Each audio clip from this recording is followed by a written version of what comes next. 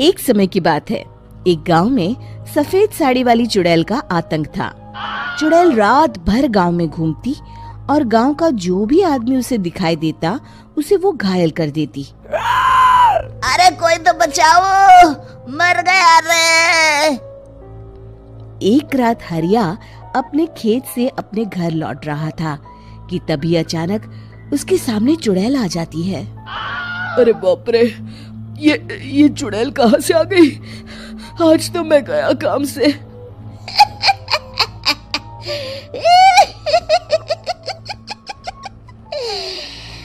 आज मुझे मेरा शिकार मिल गया।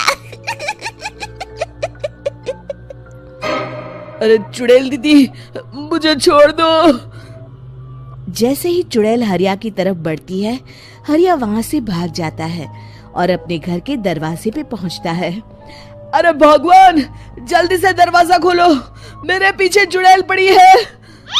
हरिया की पत्नी जल्दी से दरवाजा खोल देती है। अरे आप इतना हाफ क्यों रहे हैं?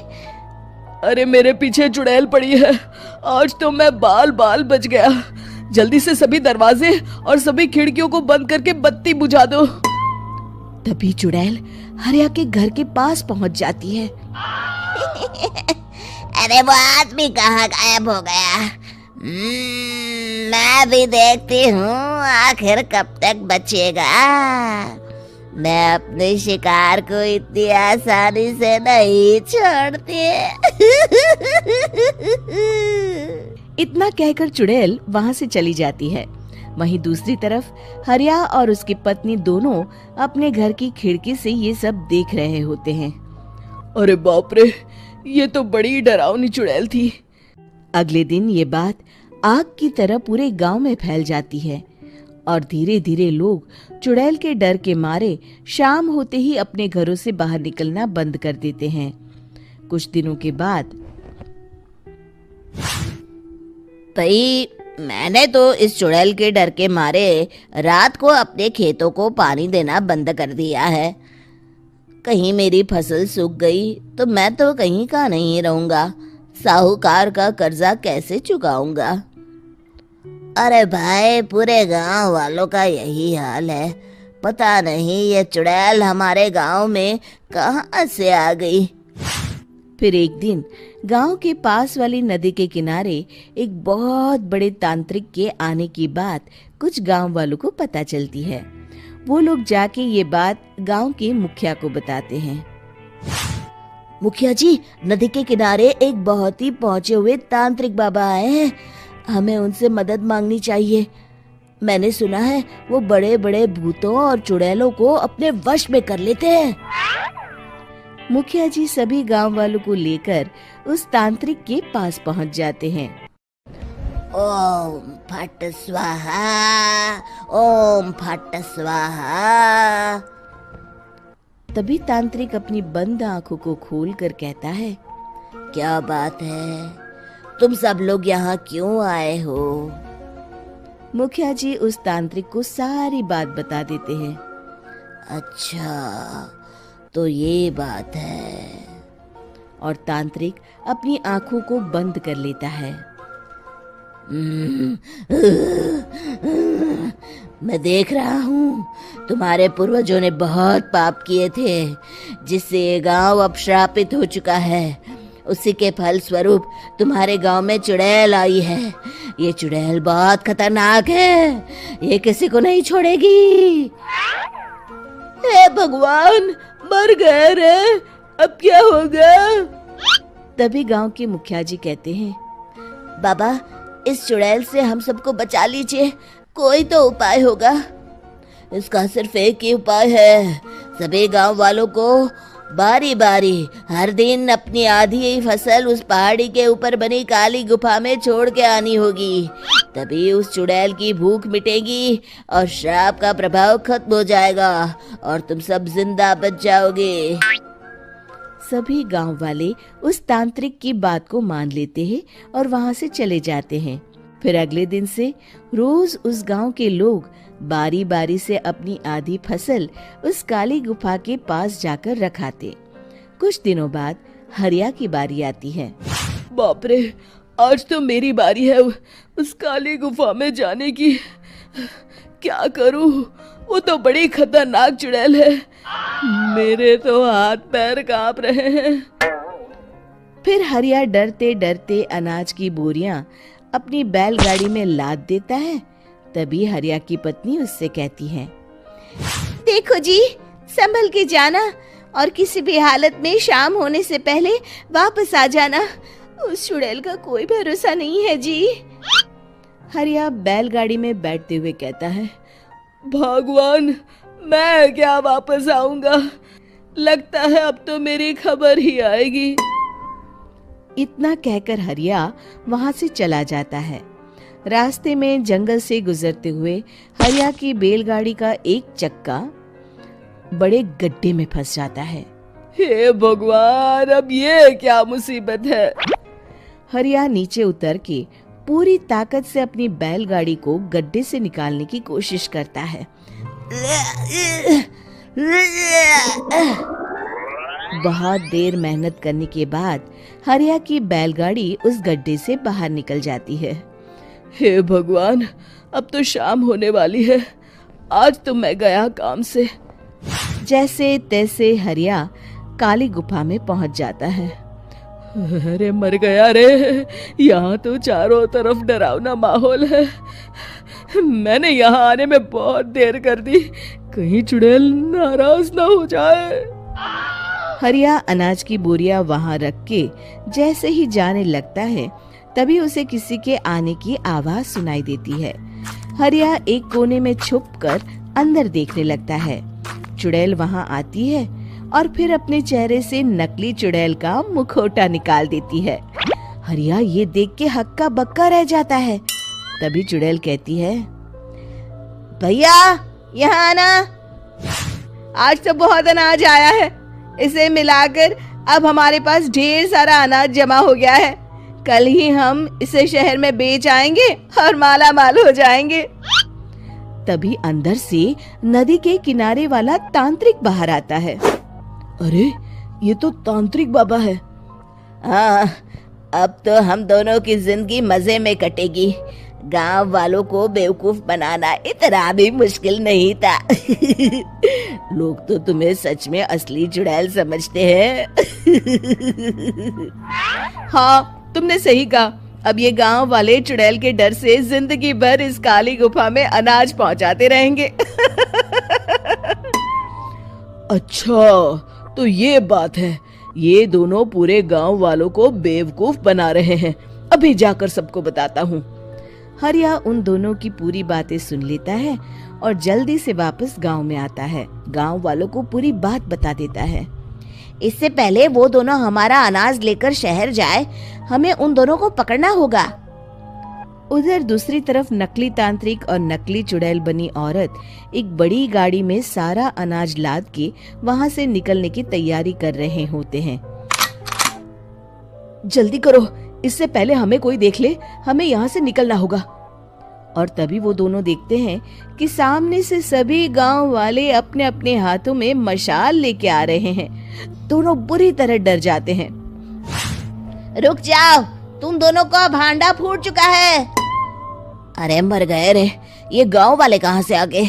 तुमने क्या सोचा इतनी आसानी से यहाँ से निकल जाओगे? ये अनाज हमने अपने खून पसीने से दिन रात खेतों में मेहनत करके उगाया है। दोनों मुखिया जी के पैरों में गिर जाते हैं। हमें माफ कर दीजिए, हम दोनों एक नंबर के कामचोर हैं। बिना मेहनत किए पैसे कमाना चाहते थे। हाँ हाँ, अब हम आगे से मेहनत मजदूरी करके पैसे कमाएंगे। हमें कुछ मत करना, हमें छोड़ दीजिए। इतना कह के दोनों गांव छोड़ के भाग जाते हैं और सभी गांव वाले फिर से खुशी खुशी रहने लगते हैं। शिक्षा, तभी तो कहते हैं कि किसी भी समस्या का समाधान केवल सूझबूझ से ही करना चाहिए और कभी हिम्मत नहीं हारनी चाहिए। अन्नपुर नाम के एक गांव में शादी चल रही होती है। वाह, मजा आ गया फूफा जी। शादी में क्या खाना बना है? बाराती तो उंगलियां चाटते रह जाएंगे। हाँ, तुमने सही कहा। पनीर की सब्जी का तो कोई जवाब ही नहीं। दूसरी तरफ पंडित जी फेरों की तैयारी कर रहे होते हैं कि तभी वहां एक चुड़ैल आ जाती है। अरे मर गया रे, ये चुड़ैल यहाँ क्या कर रही है? अरे दिवाकर जी, ये आपकी कौन सी रिश्तेदार है? अरे मुझे क्या पता, क्यों भाग्यवान, कहीं ये तुम्हारे मायके से तो नहीं आई है?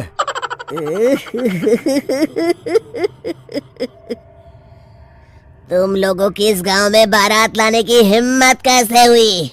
मेरे रहते इस गांव में किसी की शादी नहीं हो सकती। अब तुम लोग देखो मैं क्या करती हूँ। अरे मर गया रे, मैंने सुना है ये जबान की पक्की है। भागो रे भागो, वरना ये चुड़ैल किसी को नहीं छोड़ेगी। हाँ, तुम सही कहते हो मोहन भाई, यहाँ से भाग लेने में ही हम सबकी भलाई है। देखते ही देखते शादी के मंडप में भगदड़ मच जाती है और चुड़ैल सब कुछ उजाड़ कर रख देती है। फिर एक दिन मोहन की शादी तय हो जाती है। अरे भाई, अगले हफ्ते मेरी शादी तय हो गई है, लेकिन इस चुड़ैल की दहशत के मारे तो मेरे हाथ पैर कांप रहे हैं। अरे मोहन, तुम्हारा दिमाग तो खराब नहीं हो गया? तुम अपने साथ साथ हम सब गांव वालों को भी बलि का बकरा बनाना चाहते हो? उस चुड़ैल के रहते तुमने अपनी शादी के बारे में सोच भी कैसे लिया? देखो गोपाल, डर तो मुझे भी लग रहा है, लेकिन उस चुड़ैल के डर से मैं जिंदगी भर कुंवारा तो नहीं रह सकता। तभी वहाँ मोहन के होने वाले ससुर आ जाते हैं। अरे ससुर जी, आप? देखो, अब तक मैं तुम्हारा ससुर बना नहीं हूँ और शायद बनूंगा भी नहीं। ये आप क्या कह रहे हैं? मैंने तो शादी का कोड भी सिलवा लिया है। मैं अपनी बेटी की शादी किसी अच्छे गांव में कराना चाहता हूँ। तुम्हारा गांव तो भूतिया गांव है। मैं तो क्या, अब तो कोई भी अपनी लड़की इस गांव वालों को नहीं देगा। इस तरह चुड़ैल के डर से उस गांव में किसी की भी शादी नहीं हो पाती। फिर एक दिन गांव के जमींदार अपनी बेटी की शादी करने का विचार करते हैं, लेकिन चुड़ैल के डर से उनकी भी हिम्मत जवाब दे देती है। अगर मेरी बेटी की शादी तय समय से नहीं हुई तो मेरी नाक कट जाएगी। मुझे कुछ करना ही होगा। एक सलाहकार के कहने पर जमींदार काशी से एक बहुत ही नामी तांत्रिक को अपने घर बुलवाते हैं, जो भूत चुड़ैल को पकड़ने में माहिर माना जाता था। जमींदार साहब, आप चिंता मत करिए। इस गांव की सीमा में प्रवेश करते ही मुझे उस चुड़ैल के बारे में सब पता चल गया था। आप उसे जल्दी से जल्दी कैद कर लीजिए ताकि मैं अपनी बेटी की शादी कर सकूं। जब वो चुड़ैल एक इंसान थी, तब ठीक उसकी शादी करने वाले दिन ही उसकी और उसके होने वाले पति की एक दुर्घटना में मौत हो गई थी। उसका होने वाला पति आज भी भूत बनकर जंगल में भटकता है। इसलिए जब तक चुड़ैल की शादी नहीं हो जाएगी, वो किसी और की भी शादी नहीं होने देगी। ये आप क्या कह रहे हैं? अगर वो भूत भी हमारे गांव में आ गया तब हमारा क्या होगा? ये आदमी बीच में बहुत बोलता है, इसे बाहर निकालो। उसके बाद तांत्रिक बताते हैं कि अगर उस भूत के साथ चुड़ैल की शादी करा दी जाए तो वो चुड़ैल हमेशा हमेशा के लिए उस गांव को छोड़कर चली जाएगी। जमींदार साहब, आप अपनी बेटी की शादी की तैयारी शुरू कर दीजिए। मैं कुछ गांव वालों को अपने साथ लेकर उस भूत को ढूंढने जंगल की ओर जाता हूँ। इस तरह जमींदार निश्चित होकर अपनी बेटी की शादी करवाने लगते हैं, लेकिन तभी वहाँ चुड़ैल आ जाती है।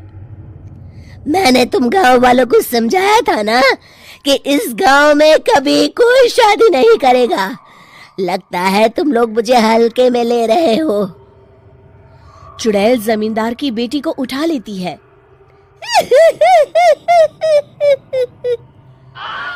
अब देखती हूँ बिना दुल्हन के तुम लोग शादी कैसे करोगे। मैं इसे अपने साथ ले जा रही हूँ। छोड़ मुझे, पिताजी, मुझे बचाइए। अरे कोई मेरी बेटी को बचाओ। तभी तांत्रिक उस भूत को लेकर वहां पहुंचता है। अरे भाग्यवान, रुको, इन मासूमों को परेशान मत करो। मैं आ गया हूँ, अब तुम मेरे साथ चलो। चुड़ैल बहुत खुश हो जाती है।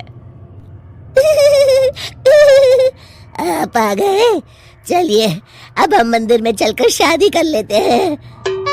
अरे अरे अरे अरे, ये क्या कह रही हो? मंदिर में जाके दोबारा मरना है क्या? चलो, आज से हम जंगल में रहेंगे। चुड़ैल चली गई, अब मेरी शादी हो जाएगी। इस तरह सभी गांव वाले खुशी से झूमने लगते हैं।